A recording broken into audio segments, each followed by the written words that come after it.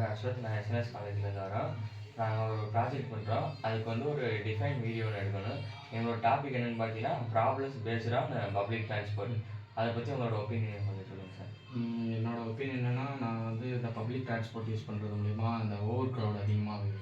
இந்த over crowd அதிகமாகிறதுனால like அவங்களோட ஸ்டேஷனுக்கு கரெக்டாக இறங்க முடியல. பஸ் ஸ்டாப்புக்கு அவங்கவுங்க ரீச் ஆன ஏரியாவுக்கு இறங்க முடியல. அதே மாதிரி பார்த்திங்கன்னா, அந்த ஓவர் க்ரௌட் யூஸ் பண்ணி நிறைய பேர் தீஃப் பண்ணுறாங்க. லைக் எப்படின்னா, பேக் நம்மளோட டீட்டெயில்ஸு அது எதுனா ஸ்கேன் பண்ணி எடுத்துடுறாங்க. ஒன்று அதுலேருந்து தப்பிக்க முடியல, இல்லைனா ஹராஸ்மெண்ட் இந்த மாதிரி இதெல்லாம் நடக்குது பஸ்ஸில். அந்த ஓவர் க்ரௌட் ப்ராப்ளம்னால இதெல்லாம் நடக்குது. நெக்ஸ்ட்டு பார்த்திங்கன்னா, பொல்யூஷன் எடுத்துக்கலாம்.